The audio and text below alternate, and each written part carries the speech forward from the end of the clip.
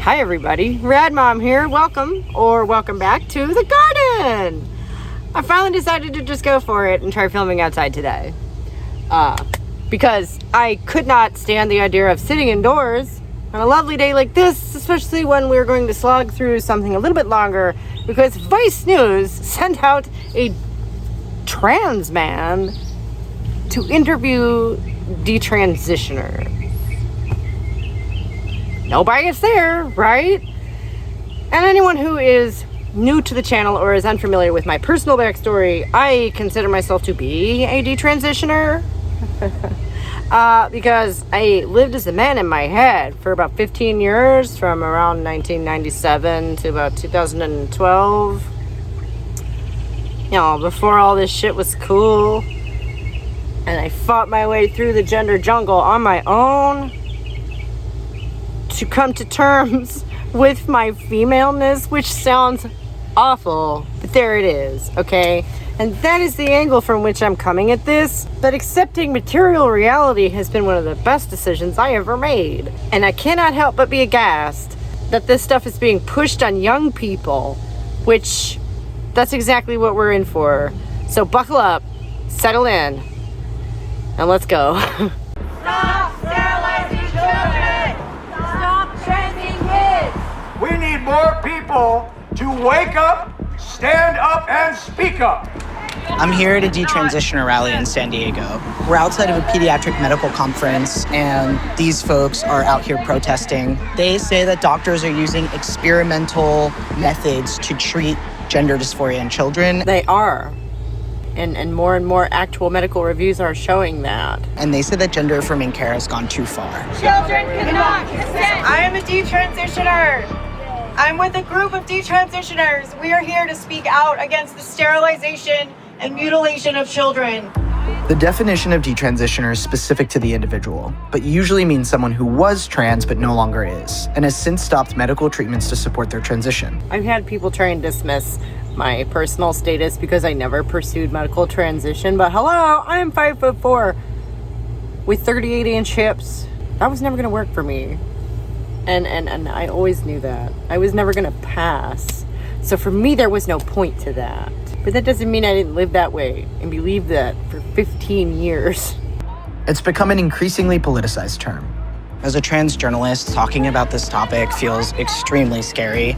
I bet it does. Because you might encounter something that actually challenges the worldview that you've clearly gone all in on. But like, does trans journalist mean you're not really a journalist? Mainly because talking about detransitioners is fraud. Hitler's doctors mutilated and experimented on children. They did. Pick the side of history you want to be on. Wow, you accuse the conversation of being fraught and then immediately cut to somebody talking about Hitler. Well, you're not helping anything, are you? But I don't think that's why you're here. Major medical organizations cite that medical treatment for gender dysphoria, like puberty blockers or hormones, are both safe and medically necessary. I'm confused, actually, as to why the medical establishment is even involved in this conversation, because are we talking about gender? Or sex? Why does being gender diverse require medical treatment? And for so many people, me included, it's life-saving care. Why is that life-saving care? Were you gonna die of femaleness? Depression kills, gender dysphoria does not. You know, unless it's reinforced till you become depressed about it. But that hasn't stopped conservative lawmakers. Desperate Republicans looking for that next big hit after taking abortion away. Now, before we go any further, you know, I want to say, I am not a conservative. I also resent them using this shit as a political football. From leveraging a small group of voices So suddenly you're not concerned with what a minority needs? to restrict access to trans healthcare at large. My parents were told that the options were transition or suicide. I cannot even cry or raise my voice. I was silenced. I was misled to believe that these procedures were perfectly safe. And it's working. Just this year, more than 500 bills targeting trans rights have been introduced across 49 states, a sharp increase since 2015. Anti-trans bills? Trans rights activists have either gotten the rules changed in the first place or have been taking advantage of loopholes that they are now closing. These proposals include criminalizing doctors and healthcare providers and could redefine child abuse to include those who support medical transition for anyone under 18. Good. It should. because no one is in the wrong body. And while it may seem like there are a large number of detransitioner voices raising alarm, you are just desperate to keep the lid on this, aren't you? And that's what this is. This is sculpting the narrative, right? it's actually the same few providing the most graphic testimony in support of these bills across the country. I am dealing with genital atrophy. I have blood clots in my urine. And all of my joints ache. We must prevent this nightmare from happening to any more young people. Well, here's one more. Thriving. Now that I've given up all that gender bullshit, how come the right don't tell those stories? Because most people do thrive when they accept their physical reality. There is bias and corruption on both sides. You are right about that. One of these detransitioners is Kat Cattinson. When she was 28, she started taking testosterone but stopped after 4 months when she developed throat pain. Oh, okay. So what? She wasn't trans enough? You see, they're like doing subtle character assassination here, you know? She was only on T for 4 months and only quit because she had throat pain. They're already downplaying this woman's story before she even gets to say a word. Castration is not a treatment for mental illness.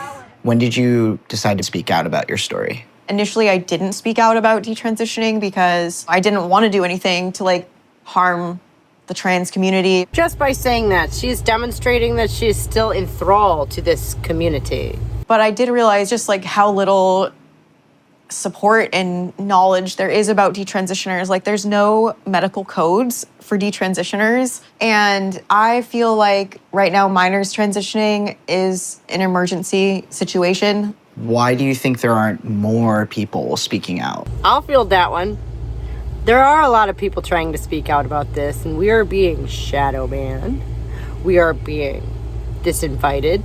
We are being fired from our jobs. We are being, censored in various ways across the board because nobody wants to listen to a hateful, bigoted TERF, right? There are more that are slowly coming forward, but it's scary to put yourself out there. It's terrifying, actually. I've received death threats, bullying, and harassment. I'm constantly being told I'm a child killer and that I have blood on my hands of trans kids and things like that. It's not easy at all. Do you ever worry that what you're saying may have consequences that you can't foresee? I sure hope so.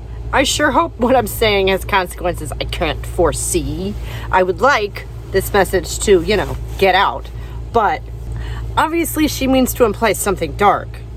I don't think that what I'm doing is causing harm. I think certain politicians and public figures that bring up the gender issue are using that to get votes from people. But oftentimes, the right is the only side that cares about detransitioners and is willing to listen to and amplify their stories. The right is the only side that wants to listen to this because they think they can score political points off of us, which is disgusting. A lot of people have called you transphobic, have called these bills transphobic. How do you see them? The word transphobia implies hatred and bigotry towards people who identify as transgender. I do not hate anyone, and my desire to prevent people from suffering from lifelong health issues is coming from a place of love. I do think that people who affirm, providers who affirm, are doing so from a good place as well. I don't believe that. I think that's very sweet that she does believe that. I don't believe that. We're gonna see why in just a minute. But I do believe that that leads to harm. Hi, it's so nice to finally Dr. Meredith McNamara specializes in adolescent medicine and provides gender-affirming care to minors, something she's had to defend in response to testimonies like Kat's. Good. So she's practiced at this. And she still does a pretty terrible job because it is indefensible. I think that the concerned public really responds to human stories. It becomes a concerning problem when anecdotes are being used to decide the fates of many. You're awfully secure saying that, aren't you? It's a problem when anecdotes are being used to decide the fate of many? That's literally what your business is based on. And that's fundamentally unscientific. It is fundamentally unscientific. What are you saying? If you're turning on the TV, you see narratives about children are being butchered, people are experimenting on children with gender-affirming care. What do you make of all that? How does that make you feel? In order to ban care for something, you really have to try to chip away at the existence of the condition for which care is being sought. Wow, what a gaslighter extraordinaire she is. This condition, transness, does not exist to be chipped away at. I challenge you, down in the comments, name another example of a legitimate condition that was recognized and widely treated, but then was chipped away at to the point where it is now ignored and those people have to suffer in silence. I challenge you, come up with another example of that. So when people say things like social contagion is real, or gender dysphoria is other mental illnesses, or talk therapy is appropriate as the only treatment, what they're really saying is that transgender identity and gender dysphoria don't exist. What I'm saying is no one is born in the wrong body. Does gender dysphoria automatically equal a trans identity? I don't think so. I think gender dysphoria is actually fairly common in adolescence, and that pathologizing that is just inviting an entire lifetime of trouble. The next thing you might hear would be false claims about safety. No one is in the wrong body. False claims about the evidence. No one is in the wrong body.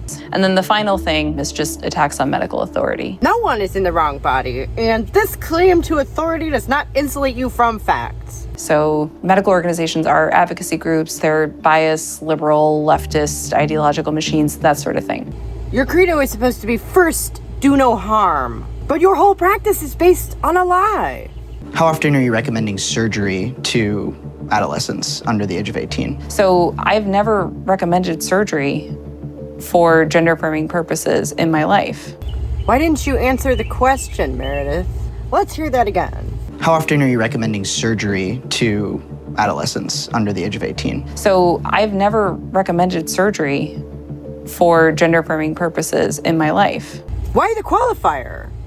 Because that kind of describes like a prescriptive model that we're not doing, that doesn't really exist. It's not a medicalized conveyor belt that you hop on and you can't get off until you get to the end. We're not pushing this. You're doing it right now by denying the truth that no one is trans. No one is in the wrong body. Having gender dysphoria does not mean you're in the wrong body.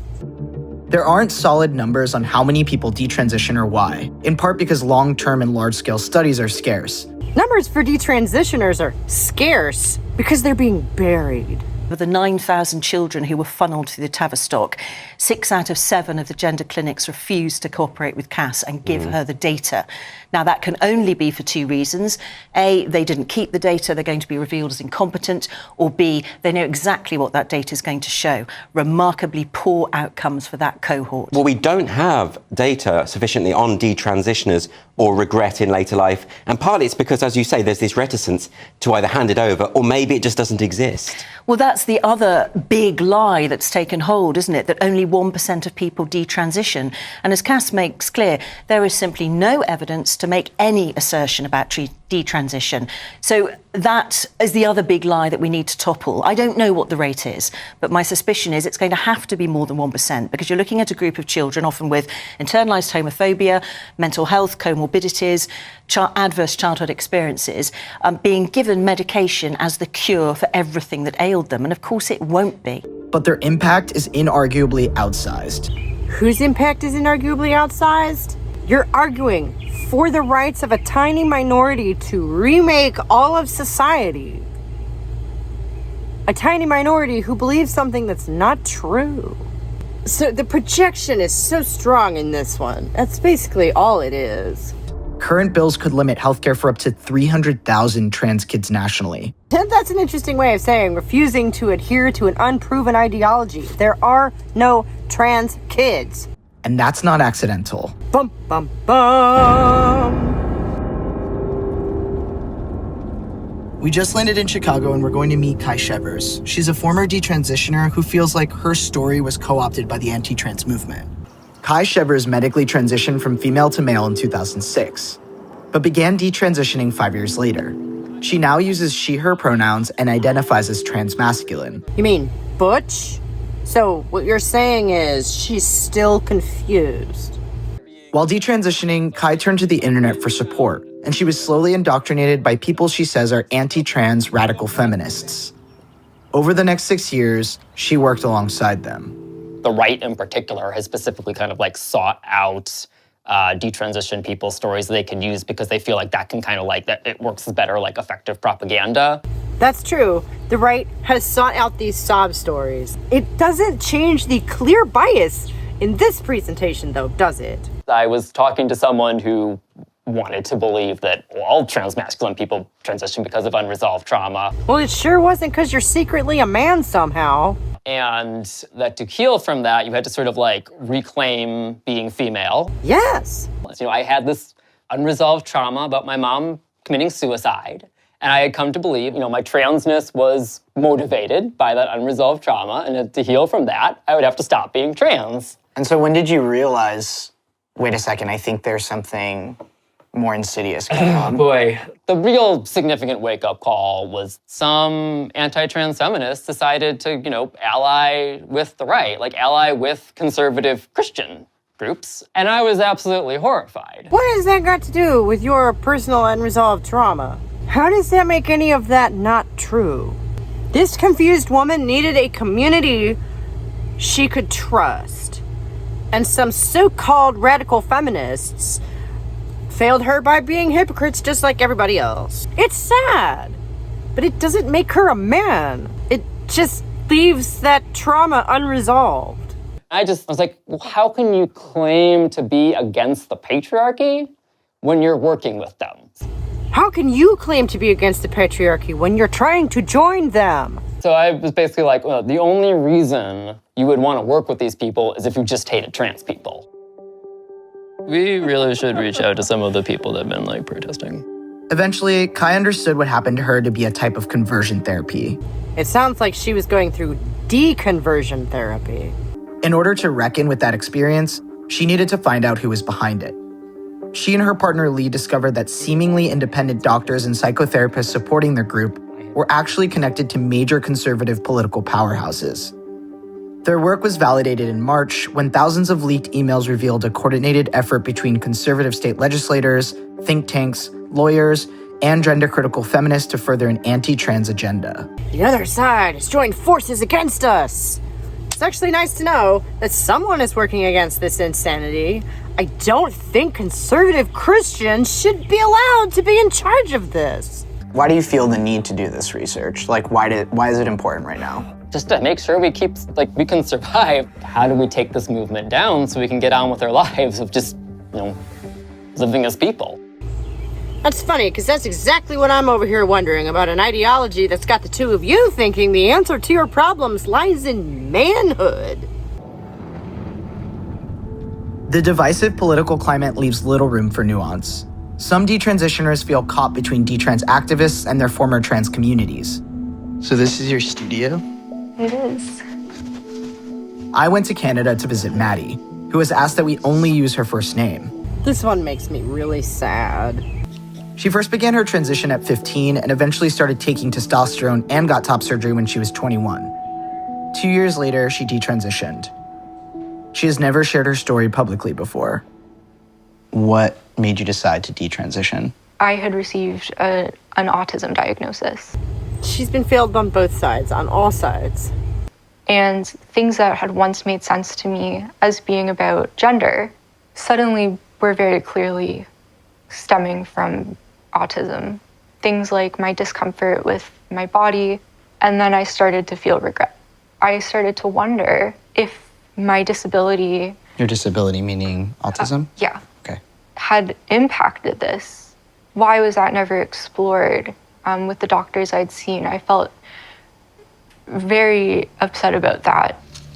And I don't think she ever got an answer to that question because she was too scared to speak out about it. I learned pretty quickly that people really don't like talking about this, and they don't like talking about regrets or doubts. I just felt very alone. I found it quite difficult to navigate because I was very concerned about my story being weaponized. By who? By who? As if you don't know. As if that's not why you're here. To use this girl in exactly the way that she was afraid they would. The right-wing really, really liked to use these stories of transition regret in attempts to ban transition or to demonstrate that it doesn't work for anyone. Do you believe in banning gender affirming care? I don't. I think there are some people who benefit from it, and probably some people who really do need it to live happy lives. I don't think the system as it is now is serving everybody who goes through it. I think just about everybody would be better served some other way. But I think bans are a severe overreaction. Despite the fact that the issue which cost you your breasts remains unaddressed. I'm sorry, I cannot agree with that. Alyza, why aren't you making this a big point about, the confluence between autism diagnosis and transness? Like, there is a big issue there. And we're just gonna gloss over that because they would rather use this girl as an example of somebody who is so scared by the right wing and their big bad bans. Our children are not guinea pigs for science experimentation, and we cannot allow people to make money off mutilating them. And fuck that guy. It's clear conservative lawmakers have turned gender-affirming care into a key wedge issue. They are calling the very idea of transness into question. It's disgusting. The only people able to do so on a large platform are politicians hoping to score political points. Right-wing shills eager for clicks and a conservative reformation. No one is in the wrong body. So what are we really talking about? And the resulting bans are having a major negative impact on trans people's mental and physical health. All this bullshit is having a real strong effect on those girls' mental and physical health, but we're not going to talk about that. We're not going to worry about them as a group in that way as women, because obviously womanhood is so intimidating and upsetting for you that you had to escape it. I have a bias here, but I make no bones about that. I am not sitting here pretending to make an unbiased presentation of this. I don't need to. Facts speak for themselves. The reality is, so many of us, detransitioners included, want the freedom to live authentic, healthy lives, and want access to care that supports that. That's what everyone wants. But when healthcare is legislated in black and white ways, that freedom hangs in the balance. I do not think that gender dysphoria requires medical treatment. What do you say to the detransitioners who say, I feel like I was hurt by the medical system? Watch them give the trans-affirming doctor the last word. I would never go so far as to cast doubt on somebody else's lived experiences. But the narrative that describes the standard of care is very off base. Do you think there is enough evidence for gender-affirming care? Yeah, I do. There is enough evidence to show that it benefits a lot of people. Of course you would say that. Your practice is based in that. But I and many others have really good reason to question that. This is practically an ad for her services. The corruption is absolutely blinding. We do need more evidence. We need bigger studies. We need longer follow-up periods. We don't need any of that. What are you going to do? Prove that someone actually is in the wrong body? But if these laws and these policy actions are allowed to stand, we're not going to be able to do that. So this is a really good example of journalism pushing the idea that some people are born in the wrong body. That there are trans kids and they need care. And then accuse the right wing of tugging at your heartstrings to manipulate you. Which they are doing. But so are you. You clearly have an axe to grind here and it's never addressed. I am very open about my own bias in this situation because obviously I think reality backs me up. Thank you so much for joining me to slog through this ridiculous Vice video that came out last week. I have been Rad Mom on this beautiful day. Come back at the top of the hour for the live stream and discussion where we always keep it lively and we can kick around this political football a little bit more. Okay, thanks. I'll see you there. Bye.